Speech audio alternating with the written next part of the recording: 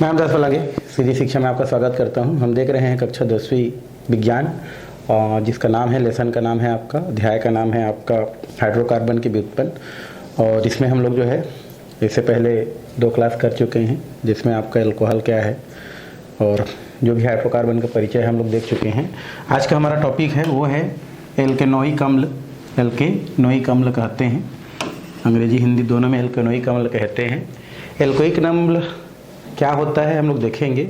वैसे आपने जो है इससे पहले वाला जो भी क्लास था या इसी क्लास में आपने अम्ल क्षार के बारे में सुना होगा। अम्ल क्या होता है, क्षार किसे कहते हैं, तो हम पढ़े हैं। एसिड क्या होता है, अम्ल क्या होता है, बेस क्या होता है, क्षार क्या होता है, ये हम लोग पढ़े हैं। अम्ल क्या होता है भाई, तो सिंपल सा, जो स्वाद में क्या हो, हमारा स्वाद में जो क्या हो, खट्टा हो, ऐसा हम लोग परिभाषा देते हैं। स्वाद में जो क्या होता है हमारा, खट्टा होता है, ऐसे पदार्थों को एसिड बोलते हैं। और जो स्वाद में क्या होता है हमारा, कड़वा बोल सकते हैं, ये क्या होता है हमारा, ये क्षार होता है। ठीक है, ये हम लोग बोल सकते हैं। एक तरीका यही होता है एसिड और बेस को पहचानने का, कि जो स्वाद में खट्टा हो और जो कड़वा हो, क्षार कहलाता है, और एसिड जो होता है स्वाद में क्या होता है, खट्टा होता है। उसके अलावा और भी हमारे पास तरीका होता है। एक होता है लिटमस पेपर, एक तरीका होता है। लिटमस पेपर से भी हम क्या कर सकते हैं, चेक करके क्या कर सकते हैं, बता सकते हैं। जैसे हमारा आपका ब्लू लिटमस पेपर है और लाल लिटमस पेपर है, तो यदि लाल लिटमस पेपर क्या होता है हमारा, लाल लिटमस पेपर जो होता है, रेड लिटमस पेपर को अगर हम क्या करते हैं, किसी पदार्थ में डुबाते हैं और वो ब्लू हो जाता है, तो उस स्थिति में उसे हम लोग क्या कहते हैं, क्षार कहते हैं। और अगर ब्लू लिटमस पेपर है और उसको किसी पदार्थ में डुबाए और अगर वो क्या हो जाता है, रेड हो जाता है, तो उस स्थिति में क्या होता है, वो अम्ल होता है। इस तरीक़ा से भी आप क्या कर सकते हैं, उसको बता सकते हैं। तो ये हमारे क्या होते हैं, अम्ल क्षार के परिभाषा होते हैं। और भी बहुत सारे परिभाषा हैं। आपका आर्हेनियस के अनुसार अलग है, ब्रांस्टेड लॉली के अनुसार अलग है, लुईस के अनुसार अलग है। जो एटान त्यागता है उसको भी हम लोग क्या बोलते हैं, अम्ल बोलते हैं। जैसे हमारा कोई भी क्या करता है, जैसे HCl है, अगर ये प्रोटॉन त्याग दिया बोल सकते हैं, प्रोटॉन त्यागेगा, H+ दे देगा, उसको हम लोग क्या बोलते हैं, हम लोग अम्ल कहते हैं। तो ये सब चीज़ आप पहले मेरे ख्याल से सेकेंड लेसन या थर्ड लेसन में पढ़ चुके हैं, तो उसको ज़्यादा बताने की ज़रूरत नहीं है। और कई प्रकार के आपने एसिड पढ़ा भी होगा, जैसे सिट्रिक एसिड क्या है ना, सिट्रिक अम्ल किसे कहते हैं, है ना। सिट्रिक अम्ल आपका नींबू में होता है बोल सकते हैं। उसके बाद ऑक्जेलिक अम्ल क्या होता है, ऐसे बहुत सारे, हाइड्रोक्लोरिक अम्ल, ऐसे बहुत सारे अम्ल आपने पढ़ चुका है। उसी प्रकार एक अम्ल होता है हमारा एल्केनोइक अम्ल। एल्केनोइक अम्ल, इसी को कार्बोक्सिलिक अम्ल के भी नाम से जाना जाता है भाई। इसको हम लोग और क्या बोलते हैं, कार्बोक्सिलिक अम्ल भी कहते हैं। ठीक है, कार्बोक्सिलिक अम्ल भी कहा जाता है, इसको कार्बोक्सिलिक अम्ल भी कहते हैं। और ये जो अम्ल होता है वो क्या होता है भाई, तो ऐसे यौगिक जिसमें COOH समूह, COOH समूह क्या होता है आपका, उपस्थित होता है, वही आपका एल्केनोइक या कार्बोक्सिलिक अम्ल के नाम से क्या किया जाता है, जाना जाता है। तो यहाँ से इसको क्या कर सकते हैं, हम बता सकते हैं एल्केनोइक अम्ल किसे कहते हैं। अगर इस प्रकार का क्वेश्चन आ जाता है तो सिंपल सा परिभाषा है कि वे यौगिक एल्केनोइक अम्ल, यहाँ पर लिख देते हैं हम लोग एल्केनोइक अम्ल, एल्केनोइक अम्ल, नोइक अम्ल की बात करें तो वे यौगिक जिनमें COOH समूह क्या हो, उपस्थित हो, समूह उपस्थित हो, उसे एल्केनोइक अम्ल या इसी को हम लोग क्या बोलते हैं, कार्बोक्सिलिक अम्ल कहते हैं। कार्बोक्सिलिक अम्ल कहते हैं। तो इस तरीक़ा से हम क्या कर सकते हैं, इसका परिभाषा दे सकते हैं। सिंपल सा परिभाषा है भाई, ज़्यादा वो नहीं है। ऐसे यौगिक जिसमें क्या हो, COOH समूह उपस्थित हो, वही आपका क्या कहलाता है, कार्बोक्सिलिक अम्ल कहलाता है, कार्बोक्सिलिक अम्ल कहते हैं। जैसे उदाहरण के लिए हम लोग देखेंगे तो यहाँ पर बहुत सारा उदाहरण ले सकते हैं, जैसे HCOOH। ठीक है, इसको हम लोग फार्मिक अम्ल बोलते हैं। ठीक है, अभी थोड़ा सा बात करेंगे इस पर, फार्मिक अम्ल कहते हैं। तो ये उदाहरण हो गया आपका। तो इस तरीक़ा से आपके एल्केनोइक अम्ल को आप क्या कर सकते हैं, बता सकते हैं, लिख सकते हैं भाई। तो इसमें और ज़्यादा कुछ नहीं है, इतना ही परिभाषा है। अब हम थोड़ा सा नामकरण करते हैं इसका। क्या करते हैं हम लोग, नामकरण। नामकरण पहले भी हम लोग किए थे, किसका नामकरण, एल्केनोइक अम्ल का नामकरण। और नामकरण की दो विधियां होता है, एक होता है हमारा साधारण नाम, एक होता है हमारा साधारण नाम और दूसरा होता है हमारा आयुपेशी नाम। तो पहले हम किसको देखते हैं, साधारण नाम को देखते हैं। साधारण नाम जो होता है ना, साधारण नाम को उत्पत्ति के आधार पर रखते हैं। उत्पत्ति मतलब जहाँ से वो चीज़ मिलता है तो उसके आधार पर क्या कर देते हैं, उसका नामकरण कर देते हैं। ठीक है, तो ये जो साधारण नाम जितना भी होता है कार्बोक्सिलिक अम्ल का, ये एल्केनोइक अम्ल का, उत्पत्ति के आधार पर होता है। मतलब जहाँ से कोई चीज़ उत्पन्न होता है तो उत्पन्न होने वाला जो भी पदार्थ होता है उसके नाम के आधार पर ये जो हमारा एल्केनोइक अम्ल का जो क्या होता है, जो साधारण नाम है वो रखा जाता है। जैसे यहाँ पर आपको दिया गया है, अगर हम क्या करते हैं COOH के साथ अगर हम क्या कर देते हैं यहाँ पर H जोड़ते हैं तो इसका नाम क्या हो जाता है, फार्मिक अम्ल हो जाता है। क्या अम्ल हो जाता है, इसका नाम फार्मिक अम्ल बोलते हैं इसको। ठीक है, फार्मिक अम्ल क्यों कहते हैं, क्योंकि इसका नाम जो है फार्मिका से पड़ा है। किसे पड़ा है, फार्मिका से। फार्मिका क्या होता है भाई, फार्मिका जो होता है वो एक लाल चींटी का नाम है। फार्मिका लैटिन जो होता है, लैटिन भाषा में जो लाल चींटी होता है, लाल चींटी जो होता है हमारा, अभी के डेट में हम अपने भाषा में समझें तो जो माटा होता है उसको आप क्या कर सकते हैं, लाल चींटी बोल सकते हैं। तो उस लाल चींटी को लैटिन में क्या बोलते हैं, फार्मिका बोलते हैं। क्या बोलते हैं, फार्मिका। लाल चींटी को क्या बोलते हैं, फार्मिका बोलते हैं। और चूंकि ये जो अम्ल होता है फार्मिक अम्ल, वो उसी लाल चींटी में क्या होता है आपका पाया जाता है, इसलिए लाल चींटी के नाम को लैटिन में क्या बोल रहे हैं, फार्मिका बोल रहे हैं।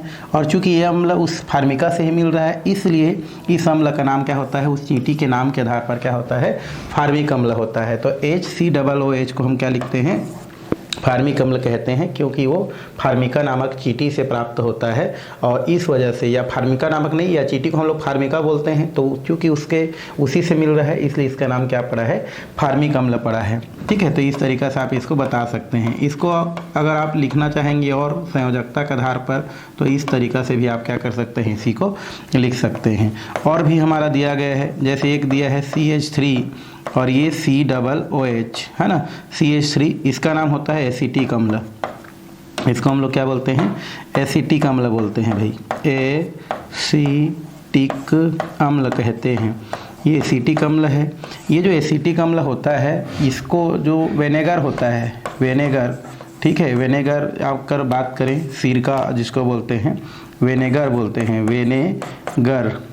विनेगर की अगर हम बात करें तो विनेगर को लैटिन भाषा में क्या बोलते हैं, विनेगर। तो ये विनेगर है, इसको लैटिन भाषा में क्या बोलते हैं भाई, लैटिन भाषा में इसको एसिटम बोलते हैं। क्या बोलते हैं, एसिटम कहा जाता है। तो लैटिन भाषा में इसको एसिटम बोलते हैं। और चूंकि ये जो अम्ल होता है इसी एसिटम से क्या होता है, प्राप्त होता है, या एसिटम में ही पाया जाता है, इस कारण एसिटम के आधार पर इसका नाम क्या पड़ता है, हमारा एसिटिक अम्ल पड़ता है। तो इस तरीक़ा से ये जो हम लोग नामकरण कर रहे हैं उत्पत्ति के आधार पर होता है, जहाँ से उत्पन्न होता है उसके आधार पर इसका नामकरण किया जाता है। तो पहले वाला को हम लोग क्या बोले, फार्मिक अम्ल, दूसरा वाला को क्या बोले हम लोग, एसिटिक अम्ल। ऐसे ही हम लोग जो है थर्ड नंबर लिख सकते हैं। अगर हम इसको और बढ़ा दें, जैसे CH3 CH2 COOH कर दें, प्रोपेओनिक अम्ल बोलते हैं इसका नाम, प्रोपेओनिक अम्ल बोलते हैं इसको। ठीक है, प्रोपेओनिक अम्ल।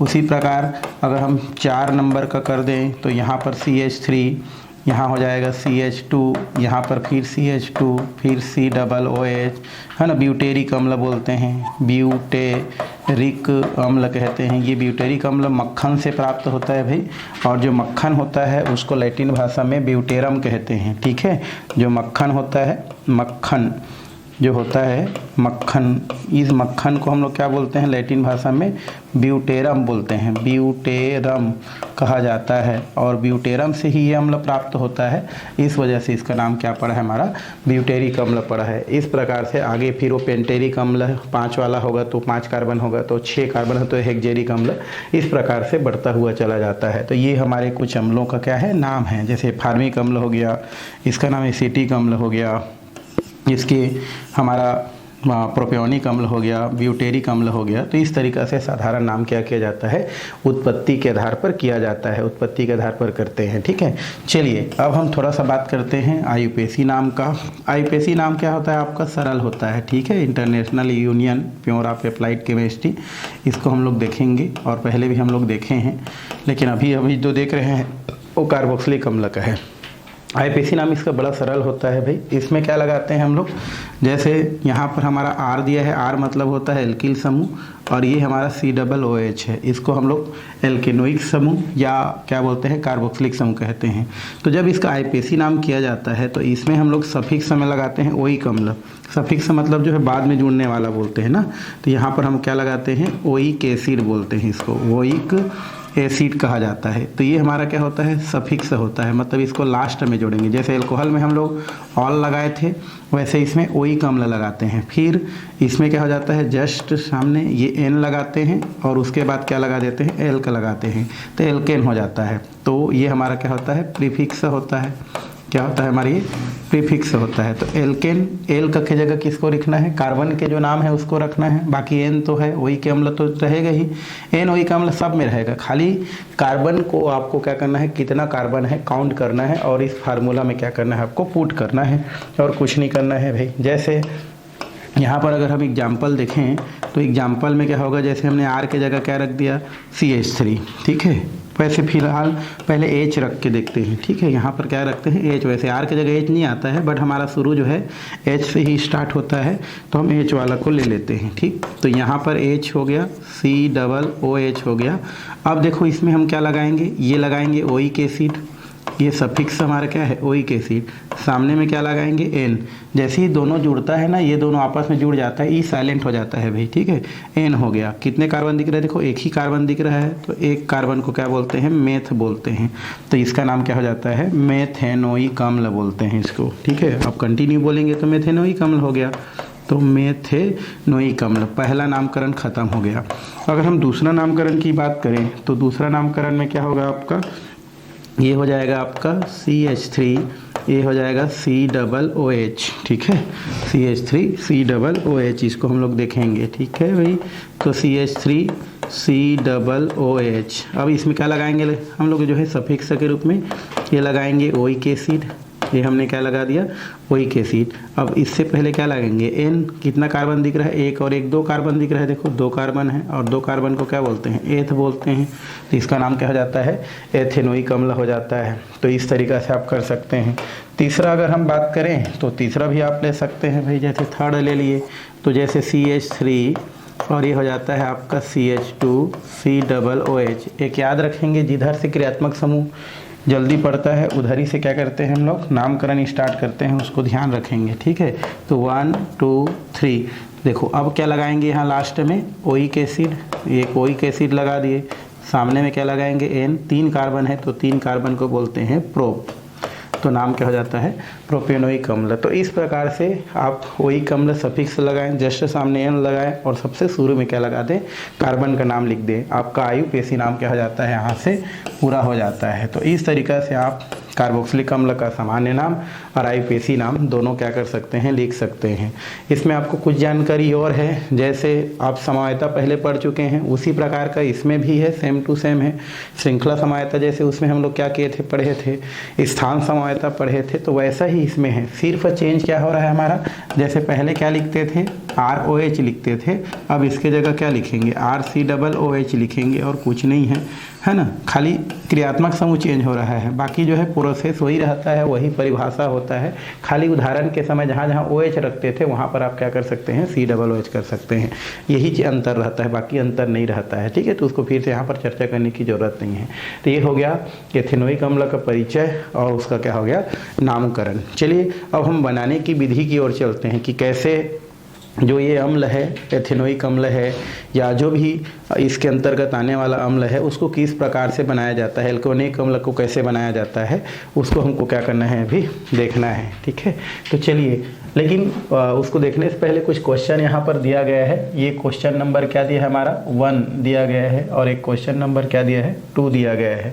क्वेश्चन नंबर 1 क्या बोल रहा है C6H12O2 के संभावित समवयी को लिखिए। संभावित समवयी मतलब आपको ये जो है समवयी समवयता बनाना है इसका। यहाँ पर आपका दिया गया है, ये अणु सूत्र है दिया है, वो क्या है हमारा अणु सूत्र है।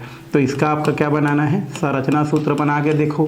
तो यहाँ पर कितना हो जाएगा CH3, ये हो जाएगा CH2, ये हो जाएगा CH2, ये हो जाएगा CH2, अब 4 हो गया और एक हो जाएगा CH2 और ये COOH। देखो काउंट करके देखो हाइड्रोजन को, ये 3 2 5 5 2 7 7 2 9 9 2 11 और 1 12 हाइड्रोजन हो गया, 6 कार्बन हो गया और 2 ऑक्सीजन हो गया। इसका नाम क्या हो जाएगा 6 कार्बन है तो हेक्सेनोइक अम्ल। IPAC नाम करेंगे तो क्या लगाएंगे लास्ट में ओइक एसिड लगाएंगे, ये हो जाता है ओइक एसिड। सामने में क्या लगाएंगे N, 6 कार्बन है तो हेक्जे हो जाएगा। हेक्सेनोइक अम्ल क्या हो जाता है प्राप्त हो जाता है पहला। इसी को हम लोग दूसरा तरीका से कैसे लिख सकते हैं तो CH3 CH, यहाँ पर मैं कर देता हूँ CH3 CH2 और CH2 और ये COOH, ये हमने फिर कर दिया। अब इसका नाम क्या हो जाएगा हमारा, फिर लंबी श्रृंखला करेंगे तो 1 2 3 4 5। अब इसमें हम लोग क्या लगाएंगे ओइक एसिड, फिर लगा देंगे ओइक एसिड, सिंगल बॉन्ड है तो लगाएंगे N, कितने कार्बन दिख रहा है हमारा 5, तो ये हो जाएगा पेंटेनोइक अम्ल। लेकिन 4 में देखो आपको मेथिल समूह हम छोड़ दे रहे हैं ये, तो इसको अलग से लिखते हैं। 4 नंबर में कौन सा समूह है मेथिल समूह, इसको अलग लिखते हैं भाई, तो इसका नाम हो जाता है 4 मेथिल पेंटेनोइक अम्ल। ठीक है, वही अणु सूत्र है दोनों का। और भी आप चाहेंगे तो यहाँ से क्या कर सकते हैं लिख सकते हैं, जैसे CH3 यहाँ पर हम क्या कर देते हैं CH3, यहाँ पर नीचे में भी CH3 और ये हो जाएगा CH2 है ना, और एक हम यहाँ पर क्या कर देते हैं CH2। ठीक है, तो 1 2 3 4 5 और ये हो जाएगा COOH। एक और हमका क्या हो गया हमारा यौगिक प्राप्त हो गया। फिर करेंगे तो 1 2 3 4 और ये कितना हो गया 5। तो इसको हम लोग फिर क्या करेंगे, हम लोग ओइक अम्ल लगाएंगे, यहाँ पर क्या लगाएंगे ओइक अम्ल नामकरण करेंगे तो ये हो जाता है ओइक एसिड, ओइक एसिड। फिर सामने में क्या लगाएंगे N, 5 कार्बन अभी भी है तो पेंटेनोइक अम्ल हो गया। बट 4 नंबर में देखो 2 मेथिल समूह आ गया तो 2 बार लिखना पड़ेगा 4 4 और 2 बार है तो डाई लगाते हैं और मेथिल लगाते हैं तो 4 4 डाई मेथिल। तो देखो एक अणु सूत्र के पीछे हमने जो है 3 क्या कर दिया यहाँ से संरचना सूत्र बना दिया। तो इस तरीके से बनता है। ये सब जो है हमारा बोल सकते श्रृंखला समवायता को प्रदर्शित करता है, क्योंकि आप पढ़े हो श्रृंखला समवायता में आपका क्या होता है कार्बन की स्थिति चेंज होता है। तो ये आपका उत्तर हो गया। अब इसका प्रश्न की बात करें फार्मिक अम्ल का IPAC नाम, तो अभी जस्ट देखे हैं भाई फार्मिक अम्ल क्या होता है तो HCOOH को बोलते हैं फार्मिक अम्ल। ठीक है, अब इसमें हम क्या लगाएंगे IPAC नाम में ओइक एसिड, ये हो गया ओइक एसिड। सामने क्या लगाएंगे N, कितना कार्बन दिख रहा है 1 कार्बन तो बोलते हैं मेथ, तो मेथेनोइक अम्ल ये किसका होता है हमारा IUPAC नेम होता है फार्मिक अम्ल का। तो इस तरीक़ा से आप इसका क्या कर सकते हैं आंसर लिख सकते हैं। ठीक है, तो ये तो हो गया क्वेश्चन। चलिए आगे चलते हैं, बनाने की क्या देखना है हमको विधि। तो ये जो हमारा दिया है एथेनोइक अम्ल का औद्योगिक उत्पादन है ना निर्माण, और इसका नाम है आपका शीघ्र सिरका विधि। ये आपको प्रश्न कर सकता है, ठीक है नहीं, मतलब इम्पोर्टेंट क्वेश्चन है। तो यहाँ पर हमको एथेनोइक अम्ल बनाना है। एथेनोइक बोल रहे हैं ना, एल्केनोइक नहीं बोल रहा है, एथेनोइक अम्ल का निर्माण। एथेनोइक अम्ल का फार्मूला क्या होता है हमारा, ये होता है CH3 और ये COOH को बोलते हैं एथेनोइक अम्ल। इसका हमको क्या करना है निर्माण करना है। ठीक है, औद्योगिक स्तर मतलब ज़्यादा मात्रा में प्राप्त करना है, जिसका नाम क्या है शीघ्र सिरका विधि है ना। इस विधि का नाम क्या है शीघ्र सिरका विधि है। ये हम लोग क्या करने वाले हैं देखने वाले हैं। वैसे हम लोग बोल सकते हैं कि जो औद्योगिक स्तर पर जो एथेनोइक अम्ल होता है उसका निर्माण किण्वन विधि द्वारा क्या किया जाता है प्राप्त किया जाता है। तो आप चाहेंगे तो उसको तो लिखना ही है ना आपको थ्योरी, बट यहाँ पर हम लोग जो है आपको समझाने के लिए लिख देते हैं कि औद्योगिक है ना औद्योगिक एसिटिक अम्ल के औद्योगिक निर्माण या एसिटिक अम्ल के औद्योगिक निर्माण के लिए है ना किण्वन विधि का प्रयोग करते हैं, या बोल सकते हैं एसिटिक अम्ल का जो क्या होता है जो निर्माण होता है किण्वन विधि द्वारा होता है। तो यहाँ पर लिख सकते हैं एसिटिक, इसको एथेनोइक अम्ल ही लिखते हैं, आपको एसिटिक अम्ल में कन्फ्यूजन होगा। तो यहाँ पर क्या है एथेनोइक अम्ल, एथेनोइक अम्ल का औद्योगिक निर्माण, है ना, किण्वन विधि, जैसे अल्कोहल के लिए भी देखे थे, किण्वन विधि के द्वारा किया जाता है। तो यहाँ पर हम क्या कर सकते हैं, उसको लिख सकते हैं कि एथेनोइक अम्ल का औद्योगिक निर्माण किण्वन विधि द्वारा किया जाता है। किण्वन मतलब सड़ाने से बोल सकते हैं, तोड़ने से, या आपका जो क्या होता है, आपका जटिल पदार्थ होता है उसको सरल पदार्थ में तोड़ने से क्या किया जाता है, उपयोग किया जाता है। जिसमें इस प्रकार से क्या होता है, हमारा बाल्टी नुमा क्या होता है, पात्र होता है, जिस पात्र में वायु जाने के लिए क्या होता है, आपका अलग से क्या होता है, आपका स्थान होता है। ठीक है, तो पहले आप इसको जब लिखना स्टार्ट करेंगे तो क्या लिखेंगे कि जो एथेनोइक अम्ल होता है उस एथेनोइक अम्ल का औद्योगिक स्तर पर निर्माण जो है किण्वन विधि के द्वारा किया जाता है। इसके लिए क्या होता है, इस प्रकार से एक पात्र जो कि बाल्टी नुमा आपको दिख रहा है, पात्र का उपयोग किया जाता है। जिस पात्र में क्या किया जाता है, निचली स्तर पर इस प्रकार से क्या होता है, आपका वायु प्रवाह के लिए बड़े बड़े क्या होता है, छिद्र होता है, और फिर उस पात्र के ऊपर और नीचे इस प्रकार से ऊपर और नीचे क्या होता है, छिद्र युक्त क्या लगा होता है, आपका तख्ता लगा होता है, और बीच में इसका क्या होता है, आपका ये जो आपका दिख रहा है कीड़ा टाइप का, ये हमारा क्या होता है, बीच में लकड़ी का क्या होता है, जो छीलन होता है ना, जो कि पुराना सिरका से क्या होता है, आपका भींगा होता है, वो क्या कर दिया जाता है, इसमें भर दिया जाता है। जैसे ये हमारा दिया है क्या, उडकुट लकड़ी का क्या होता है, ये छीलन होता है, लकड़ी का क्या होता है, हमारा छीलन होता है। और ये जो लकड़ी का जो छीलन होता है वो किस में डूबा रहता है, पुराने जो सिरका होता है, पुराने सिरका में क्या होता है, डूबा होता है। इन दोनों में क्या कर दिया जाता है, बीच में क्या कर दिया जाता है, भर दिया जाता है। अब भरने के पश्चात फिर इसमें क्या कर दिया जाता है, आपका एक यहाँ पर अमोनियम सल्फेट जो है इसमें डाल दिया जाता है, अमोनियम सल्फेट डाल दिया जाता है, जो वो ईस्ट होता है, उस ईस्ट के क्या होता है, हमारा ग्रोथ के लिए, उसके आगे जो है वृद्धि के लिए क्या होता है, आपका आवश्यक होता है। इतना करने के बाद फिर क्या किया जाता है, आपका ऊपर से ये हमारा क्या होता है, एक छिद्र होता है, यहाँ से आपका 10 से 12% जो हमारा क्या होता है, जो एथेनॉल होता है, एथेनॉल मतलब एथिल एल्कोहल जो होता है, यहाँ से हम लोग क्या करते हैं, एथिल एल्कोहल जो होता है, इस एथिल एल्कोहल को क्या किया जाता है, 10 से 12% जो तनु एल्कोहल होता है उनको क्या किया जाता है, यहाँ पर जो लकड़ी का जो छीलन भरे हैं उसमें क्या किया जाता है, ऊपर से क्या किया जाता है, उसमें मिलाया जाता है। क्योंकि यहाँ पर जो लकड़ी का जो छीलन होता है, जो कि पुराने सिरका से क्या होता है, भींगा रहता है, उसमें एक जीवाणु रहता है पुराने सिरका में, वो होता है माइकोडर्मा एसिटी, माइकोडर्मा एसिटी, क्या होता है हमारा, माइकोडर्मा एसिटी नाम का क्या होता है, जीवाणु होता है। और ये जो माइकोडर्मा एसिटी जो होता है, ये माइकोडर्मा एसिटी जीवाणु क्या करता है, जो एल्कोहल होता है, जो एल्कोहल उस पर क्या करता है, ऊपर से मिलाया जाता है, उसका क्या कर देता है, किण्वन कर देता है। क्या कर देता है, आपका किण्वन कर देता है। और किण्वन करने के पश्चात ये आपका क्या करता है, एसिटिक अम्ल का क्या करता है, आपका निर्माण करता है। तो वहाँ से जो एथिल एल्कोहल आ रहा है हमारा CH3, ये हो जाता है CH2, और ये होता है OH। इसका क्या होता है, वायु की उपस्थिति में, ऑक्सीजन की उपस्थिति में जो क्या होता है, आपको माइकोडर्मा एसिटी नामक जो जीवाणु होता है वो इसका ऑक्सीकरण करता है। ऑक्सीकरण करने से क्या होता है, यहाँ से 2 हाइड्रोजन और 1 ऑक्सीजन इसके रूप में H2 के रूप में क्या हो जाता है, आपका बाहर निकल जाता है। फिर हमारे 1 ऑक्सीजन वहाँ पर जाता है और CH3 COOH का क्या करता है, निर्माण करता है। यही आपका क्या कहलाता है, आपका एसिटिक एसिड कहलाता है। इसे हम लोग क्या बोलते हैं, एसिटिक अम्ल। इसका नाम क्या होता है भाई, एथिल एल्कोहल। ये होता है हमारा एथिल अल्कोहल, इसको हम लोग क्या बोलते हैं, एथिल एल्कोहल कहते हैं। तो इस तरीक़ा से एथिल एल्कोहल का माइकोडर्मा एसिटी जो कि पुराने सिरका में उपस्थित रहता है ना, के उपस्थिति में क्या होता है, ऑक्सीकरण होता है, और इस तरीक़ा से हमको एसिटिक अम्ल प्राप्त हो जाता है। जो एसिटिक अम्ल यहाँ पर क्या कर लिया जाता है, ये जो पात्र है उसमें क्या कर लिया जाता है, प्राप्त कर लिया जाता है। तो अगर ये क्वेश्चन आता है तो आपको क्या करना है, आपको ये चित्र बनाना है, और चित्र बनाने के पश्चात आपको जो थ्योरी बताया गया है उसको आपको लिखना है अपने शब्दों में। ठीक है भाई, कैसे लिखना है कि एथेनोइक अम्ल का जो औद्योगिक निर्माण होता है वो किण्वन विधि के द्वारा किया जाता है।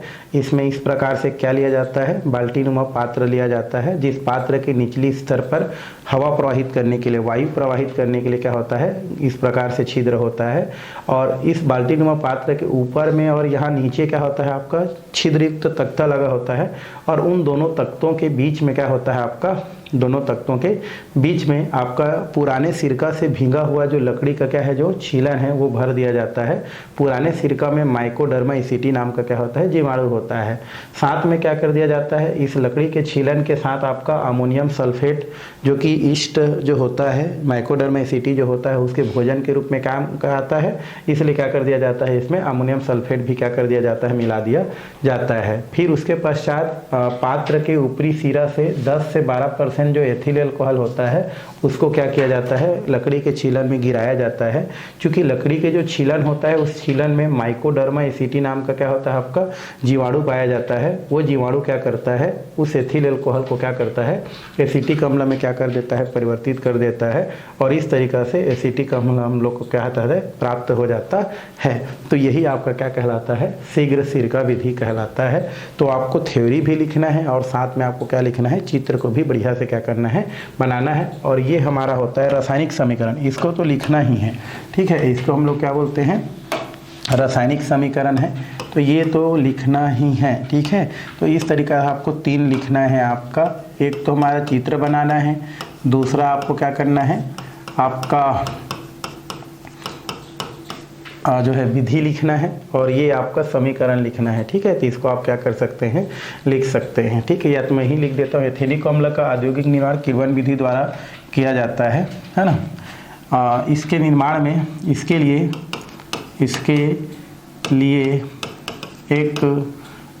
क्या होता है हमारा, एक बाल्टी नुमा क्या होता है हमारा, पात्र होता है। बाल्टी नुमा क्या होता है भाई, पात्र होता है, जिसके निचले है ना स्तर पर वायु प्रवाह के लिए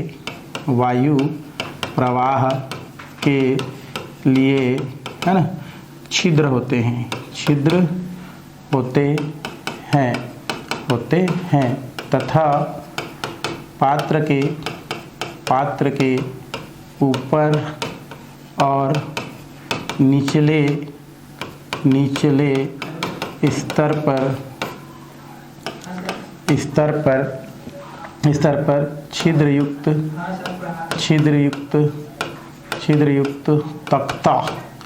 तख्ता लगा देते हैं और दोनों तख्तों के बीच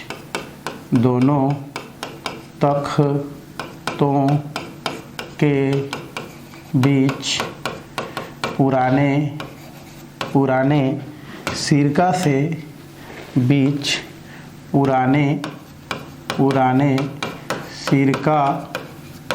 से भीगी लकड़ी का छीलन भर देते हैं,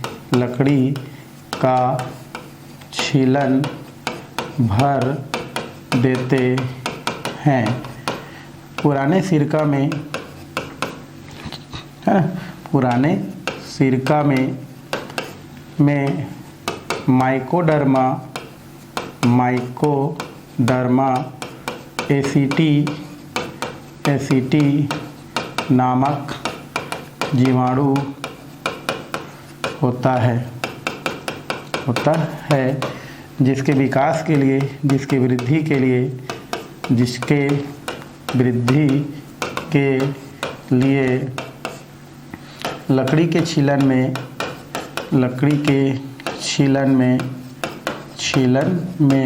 है ना अमोनियम सल्फेट मिला देते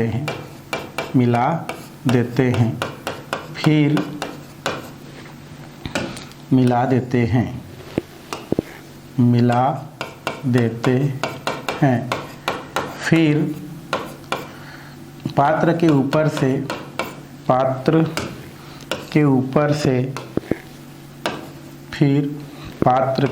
से फिर पात्र के ऊपर से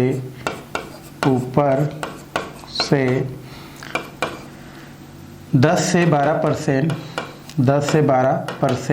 तनु एथिल अल्कोहल लकड़ी के छीलन में गिराते हैं। तनु अल्कोहल लकड़ी के छीलन में गिराते हैं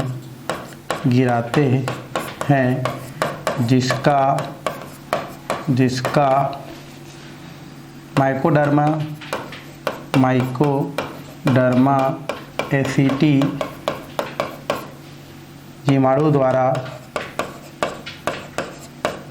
द्वारा किण्वन से है ना एसिटिक अम्ल बनता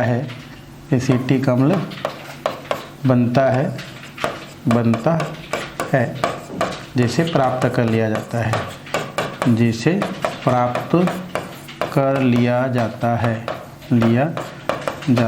है। तो इस तरीक़ा से हम क्या कर सकते हैं, इसको बता सकते हैं। तो ये तो हो गया आपका परिचय। लेकिन इस तरीक़ा से प्राप्त जो क्या होता है, हमारा जो एसिटिक अम्ल होता है वो प्योर नहीं होता है भाई, ठीक है। उसमें बहुत सारा क्या होता है, हमारा जो है पानी की मात्रा पाया जाता है, ठीक। और बाद में क्या कर दिया जाता है, उन अशुद्धियों को क्या कर दिया जाता है, हटा लिया जाता है। और हटाने के पश्चात जो प्योर आपका एसिटिक अम्ल मिलता है ना, उसको ग्लेशियल एसिटिक अम्ल कहते हैं, है ना।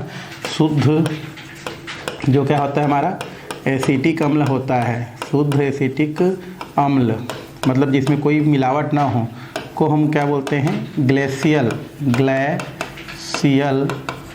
एसिटिक अम्ल कहते हैं, एसिटिक अम्ल कहते हैं। तो इस तरीक़ा से आप क्या कर सकते हैं, इसको बता सकते हैं। तो शुद्ध जो एसिटिक अम्ल होता है उसको हम क्या बोलते हैं, ग्लेशियल एसिटिक अम्ल कहते हैं। और आपका जो है जल युक्त जो हमारा क्या होता है, हमारा एसिटिक अम्ल होता है ना, उसको सिरका बोलते हैं। लगभग हम लोग बोल सकते हैं 5% जल युक्त एसिटिक अम्ल को क्या बोलते हैं, सिरका कहते हैं। तो इस तरीक़ा से आप क्या कर सकते हैं, कुछ चीज़ यहाँ से कर सकते हैं। तो ये तो हो गया आपको बनाने की विधि, और हमने बना भी लिया। तो इस तरीक़ा से आप क्या कर सकते हैं, उसको बता सकते हैं। चलिए थोड़ा सा हम बात करते हैं एल्केनोइक अम्ल के गुणधर्म।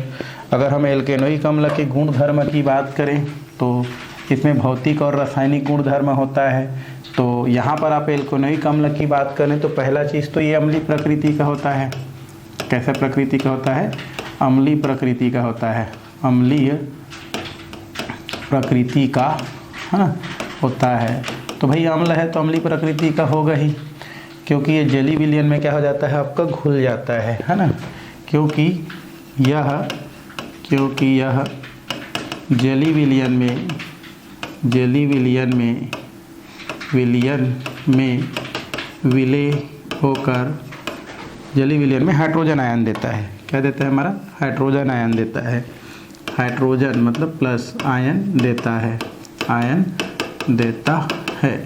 तो पहला लिख सकते हैं कि यह अम्लीय प्रकृति का होता है, क्योंकि पानी में घुलने के पश्चात हाइड्रोजन आयन देता है। जैसे CH3COOH है, अगर इसको आप पानी में क्या कर दें, घोल दें, तो ये आपको क्या करता है, एक तो CH3COOH देता है, यहाँ से हाइड्रोजन निकल जाएगा तो क्या बनेगा, CH3COOH माइनस होता है, और ये हाइड्रोजन इसके पास आ जाता है तो ये H3O प्लस आ जाता है, ठीक है। इसको हाइड्रोनियम आयन बोलते हैं, हाइड्रोनियम क्या बोलते हैं, इसको आयन कहते हैं। और इसको बोलते हैं एसीटेट आयन कहते हैं, ठीक है। तो ये बोल सकते हैं। और इसका नाम क्या होता है, हमारा एसिटिक अम्ल होता है। तो जब एसिटिक अम्ल को क्या किया जाता है, पानी में क्या किया जाता है, घोल दिया जाता है, तो पानी में घुल करके H+ आयन देता है, जिसको ऐसा भी लिख सकते हैं ना। इस वजह से ये अम्लीय प्रकृति का होता है, और ये हमारा क्या कहलाता है, एसीटेट होता है। इसका नाम हाइड्रोनियम आयन होता है। तो इस तरीक़े से बता सकते हैं, ठीक है। तो इसमें ये हो गया। और बहुत सारे क्या करते हैं, क्षारों के साथ ये क्रिया कर सकते हैं। फिलहाल एक ही रखते हैं। चलिए, दूसरा है लवण का बनना। यहाँ पर लवण का बनना क्या होता है, जब कोई भी अम्ल को क्षार के साथ क्रिया कराते हैं तो उससे जो हमारा प्रोडक्ट मिलता है उसमें से एक जो प्रोडक्ट होता है वो साल्ट होता है, लवण होता है। तो इसको भी हम क्षार के साथ क्रिया कराएंगे तो लवण प्राप्त होता है। जैसे CH3 है, COO और ये H है, और यहाँ पर अगर हम इसको सोडियम हाइड्रोक्साइड के साथ क्रिया करा देते हैं तो उस स्थिति में क्या हो जाता है, हमारा ये आपका लवण देता है। तो इसमें क्या होता है, हाइड्रोजन ये प्लस वाला होता है भाई, ये हाइड्रोजन प्लस होता है और ये क्या होता है, माइनस होता है। ये आपका प्लस होता है और ये क्या होता है, हमारा माइनस होता है। तो यहाँ से प्लस और माइनस निकल जाता है तो क्या बनेगा हमारा H2O, क्योंकि OH और H मिल जाएगा तो H2O। अब इधर क्या बचा है, CH3 COO, ठीक है, और ये बचा है Na, इसका नाम होता है सोडियम एसीटेट। सोडियम एसीटेट बोलते हैं, ठीक है, एसीटेट कहते हैं। तो नाम क्या हो जाएगा, सोडियम एसीटेट। और इस सोडियम एसीटेट एक क्या है, सॉल्ट है। क्या है हमारा, सॉल्ट होता है, लवण होता है, ठीक है। तो इस तरीक़ा से ये लवण का निर्माण करता है। तो आपको कुछ नहीं है, हाइड्रोजन और OH को निकाल दिए H2 के रूप में, बचा क्या, CH3COO Na, इसको सोडियम, और ये जो CH3COO होता है ना, इसको एसीटेट बोलते हैं। ये देखो एसीटेट कहा जाता है। तो इस तरीक़ा से इसको आप क्या कर सकते हैं, बता सकते हैं। और भी दिया है, जैसे आपका इसको हम क्या करते हैं, जैसे हमारा एसिटिक अम्ल दिया गया है, ठीक है, CH3COOH, इसको अगर हम कैल्शियम हाइड्रोक्साइड के साथ क्रिया कराते हैं, किसके साथ, कैल्शियम हाइड्रोक्साइड। कैल्शियम हाइड्रोक्साइड का फार्मूला होता है हमारा CaOH2, कैल्शियम हाइड्रोक्साइड, ठीक है। इसका नाम क्या होता है हमारा, कैल्शियम हाइड्रोक्साइड, कैल्शियम हाइड्रोक्साइड बोलते हैं। देखो ये सब हमारा जो प्रक्रिया होता है ना, ये सारे जो प्रक्रिया होता है आपका वो संयोजकता के आधार पर होता है। जैसे कैल्शियम मैं आपको बताया भी था, कैल्शियम की संयोजकता 2 होता है, OH की संयोजकता 1 होता है। और जब भी संयोजकता को उल्टा करके लिखते हैं तो इसलिए देखो कैल्शियम की संयोजकता हमारा कितना होता है, 2, तो उसको कौन शो करता है, हाइड्रोक्साइड शो करता है। तिरिया गुणा करके पढ़ते हैं, मतलब कैल्शियम की संयोजकता हाइड्रोक्साइड बताता है और हाइड्रोक्साइड की संयोजकता हमारा कैल्शियम बताता है, इसलिए कैल्शियम हाइड्रोक्साइड। अब यहाँ से प्लस माइनस कर देते हैं, इसका नाम भी तो क्या होगा हमारा, एसिटिक अम्ल ही होगा भाई। ये अम्ल भी क्या होगा, एसिटिक अम्ल ही होगा, ठीक है। अब इसको हम लोग क्रिया कराते हैं तो प्लस माइनस करो, ये देखो ये प्लस होगा और ये होगा माइनस, लेकिन माइनस 2 बार है और प्लस कितने बार है, 1 बार है। तो इसको हम सामने में कितना करते हैं, 2 कर देते हैं। तो 2 प्लस हो गया, 2 माइनस हो गया, मतलब यहाँ पर क्या कितना हो जाएगा, 2 हाइड्रोजन और 2 OH, मतलब 2 दोने है ना, यहाँ पर OH 2 है और 2 हाइड्रोजन है, तो ये हो जाएगा आपका 2H2O, इसको बोलते हैं वाटर। अब यहाँ पर कितना एसिटिक अम्ल बचा है, ये हमारा CH3COO बचा है और एक और बचा है CH3COO, 2 है ना हमारा, ये हाइड्रोजन तो चला गया तो 2 बच गया, और साथ में क्या बचा है हमारा, कैल्शियम बचा है। इसका नाम होता है कैल्शियम एसीटेट, कैल्शियम एसीटेट कहा जाता है, ठीक है। इसको क्या बोलते हैं, इसका नाम कैल्शियम एसीटेट, कैल्शियम एसीटेट कहते हैं। क्या कहते हैं इसका नाम, कैल्शियम एसीटेट, ठीक है। तो ये आप इसके साथ भी क्रिया करा सकते हैं।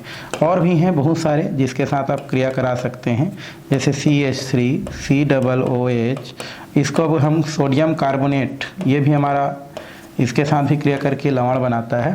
सोडियम कार्बोनेट के साथ क्रिया कराएंगे तो ये यहाँ से क्या क्या बनता है, ये देखो ये प्लस हो गया और ये प्लस और ये माइनस, और ये हमारा क्या होता है, माइनस। तो माइनस प्लस को करेंगे तो सोडियम देखो 2 बार है, इसको भी 2 बार करते हैं, तो ये कितना हो जाएगा आपका CH3COO और ये Na, और सामने में कितना लगा दें, 2, तो बैलेंस हो जाता है माइनस। अब देखो 2 हाइड्रोजन बच गया तो ये इधर ले लो, 2 हाइड्रोजन बचा है। यहाँ देखो कार्बन के पास 3 ऑक्सीजन है, 1 ऑक्सीजन इसको दे दो तो कार्बन के पास क्या बचेगा, CO2, तो पानी और क्या बन जाता है, कार्बन डाइऑक्साइड, और फिर से सोडियम एसीटेट प्राप्त हो जाता है।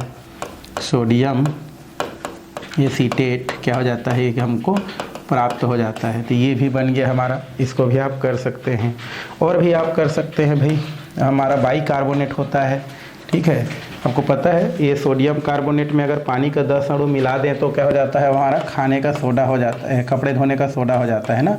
जैसे ये CNA2CO3 और इसमें अगर हम 10H2 कर दें तो इसको हम लोग क्या बोलते हैं, कपड़े धोने का सोडा, कपड़े धोने का सोडा, धोने का सोडा है ना, धावन सोडा भी कहते हैं इसी को, ठीक है।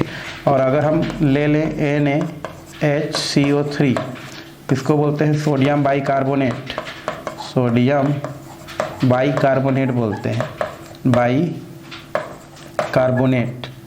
कार्बोनेट, इसको हम लोग बोलते हैं जो है खाने का सोडा, खाने का सोडा। तो दोनों सोडा के साथ ये क्या करता है, क्रिया करता है, ठीक। ये हो गया हमारा CH3COOH है ना, प्लस में क्या लिखेंगे, खाने का सोडा, सोडियम बाइकार्बोनेट। तो यहाँ से क्या बनेगा, देखो प्लस माइनस निकाल दो, कुछ नहीं करना है इसमें, ज़्यादा आपका इजी है। ये हमारा प्लस होगा, ये प्लस होगा, ये क्या होगा माइनस, तो ये होगा माइनस। तो पहले तो निकाल दो, CH3COO Na हो जाएगा, फिर से निकल गया सोडियम एसीटेट, सोडियम एसीटेट बोलते हैं, ठीक है। और साथ में क्या निकलेगा, H2O, क्योंकि एक हाइड्रोजन और ये 2 हाइड्रोजन, एक ऑक्सीजन ले लेगा और साथ में होगा कार्बन डाइऑक्साइड। तो इस तरीक़ा से आप लवण क्या कर सकते हैं, बना सकते हैं बहुत सारे, ठीक। तो ये हो गया आपका एक और गुण। आगे हम लोग चलते हैं, ये हमारा दिया है एल्कोहल के साथ क्रिया दिया है, किसके साथ, एल्कोहल के साथ क्रिया दिया है। चलिए एल्कोहल का तो पढ़ चुके हो आप। एल्कोहल में हम लोग चलो यहाँ पर पहले तो CH3COOH लेते हैं, और एल्कोहल में हम लोग क्या ले लेते हैं, ये हम लोग उल्टा ले लेते हैं, ठीक है, OH, और यहाँ पर हम लोग कर देते हैं CH2 और CH3। इसको हम लोग एथिल एल्कोहल बोलते हैं। पहले आप क्या कर चुके हैं, पढ़ चुके हैं। इसका नाम क्या है, एथिल एल्कोहल। उल्टा लिखा हूँ ना मैं, ऐसा आप लिख सकते हैं, ठीक है, एथिल एल्कोहल, ठीक है। मतलब मैं लिखा हूँ CH3CH2OH, यही लिखे हैं बट उल्टा करके लिखे हैं। और इसका नाम क्या होता है हमारा, एसिटिक अम्ल, एसिटिक एसिड होता है। जैसे ही दोनों को हम लोग क्या करते हैं, क्रिया कराते हैं, तो इसमें से ये OH और इसमें से H, क्योंकि ये माइनस होता है और ये प्लस होता है, यहाँ से आपका क्या निकल जाता है, आपका H2O पानी बन के निकल जाता है। तो बचेगा क्या, CH3COO, और इधर क्या बचा है आपका CH2 और ये CH3, ये बना है। इसको बोलते हैं एथिल एसीटेट, इतना को बोलते हैं एथिल और इतना को बोलते हैं एसीटेट, क्योंकि आप जानते हैं CH3COO को क्या बोलते हैं, एसीटेट बोलते हैं। तो नाम के निकल जाता है एथिल एसीटेट। ये एस्टर होता है, ये क्या होता है हमारा, एस्टर होता है, जिसमें फलों के जैसी क्या होती है, खुशबू होती है। तो इस तरीक़ा से आप क्या कर सकते हैं, एल्कोहल के साथ क्रिया करके आप एस्टर क्या कर सकते हैं, बना सकते हैं। तो ये आपका हो गया एल्कोहल के साथ क्रिया। अब यहीं पर आपका बुक में जो है क्या दिया गया है, प्रयोग दिया गया है। प्रयोग करने के लिए क्या होता है आपका, कुल मिला के एसिटिक अम्ल बना है या नहीं बना है, औद्योगिक विधि में उसको बताने के लिए प्रयोग किया जाता है। वैसे पूछता नहीं है प्रयोग को, फिर भी देख लो। इसमें हम क्या करते हैं, 2 परख नली लेते हैं, एक परख नली में हम लोग भर देते हैं एथेनॉल, एथेनॉल मतलब अल्कोहल, ठीक है। ये हमने एक परख नली में भर दिया क नंबर का, ठीक है। दूसरा जो परख नली होता है, इस परख नली में आप क्या भर देते हैं, जैसे जो है एसिटिक अम्ल भरते हैं, ये हमने क्या भर दिया, एसिटिक अम्ल। साथ में होता है सांद्र H2SO4, H2SO4, ये दूसरा परख नली ख में हमने भर दिया। अब हम क्या करते हैं, इन दोनों को एक दूसरे के साथ मिला देते हैं। मान लो हम लोग जो है इतना को हम लोग इसमें क्या कर दिए, मिला दिए, ठीक है। मतलब ये वाला जो पाग है और ये दोनों को एक दूसरे में मिला देते हैं। और मिलाने के पश्चात एक हमारा क्या होता है, अन्य बीकर ले लेते हैं, है ना। क्या लेते हैं हम लोग, बीकर। इसका ml भी दिया है ना, 5 ml इसको दिया गया है, इसको भी आप ले सकते हैं। तो हमने दोनों को मिला देते हैं और एक बीकर होता है, लगभग इसमें 150 ml बोल सकते हैं, पानी ले लेते हैं और इसको हम लोग क्या करते हैं, गरम करते हैं। क्या करते हैं, गर्म करते हैं। और गर्म करने के बाद यहाँ से हम क्या करते हैं, इन दोनों का जो मिक्सर है उसको हम क्या करते हैं, इसमें क्या कर देते हैं आपका, इस बीकर जिसमें हमारा 150 ml पानी है उसमें क्या कर देते हैं, जो कि गर्म है, उड़ेल देते हैं। तो वहाँ से बुदबुदाहट के साथ क्या निकलता है आपका, कार्बन डाइऑक्साइड गैस निकलता है ना, या कुछ गैस क्या होता है वहाँ से रिलीज होता है। ये आपका प्रयोग दिया गया है, तो उसको ज़्यादा करने की ज़रूरत नहीं है। ठीक है, आगे है धातुओं के साथ क्रिया।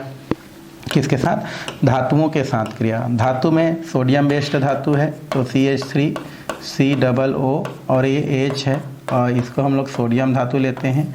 जैसे ही सोडियम धातु लेते हैं, ये जो सोडियम होता है वो हाइड्रोजन को हटा देता है, क्योंकि ये माइनस होता है और ये प्लस, और सोडियम प्लस होता है, तो ये तुरंत जाके जुड़ जाता है।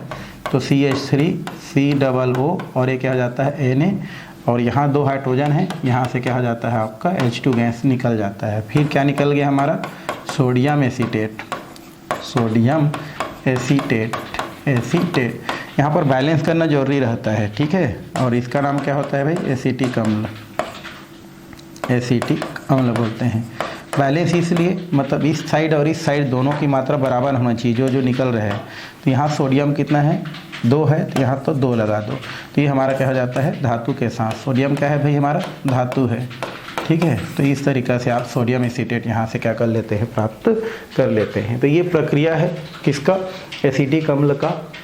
ये तमें आपका ख़त्म हो जाता है। अब हम थोड़ा सा देखते हैं अम्ल का उपयोग। अम्ल का क्या देखेंगे, उपयोग। कौन सा अम्ल, एथेनोइक अम्ल का।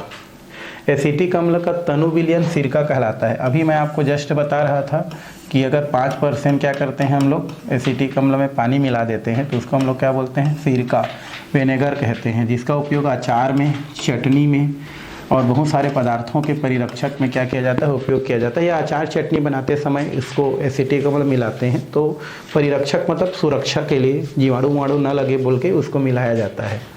दूसरा, एल्केनोइक अम्ल से एस्टर बनाते हैं, जस्ट अभी बनाए थे, जिसका उपयोग परफ्यूम, है ना, बहुलक आदि बनाने में क्या किया जाता है, उपयोग लाया जाता है।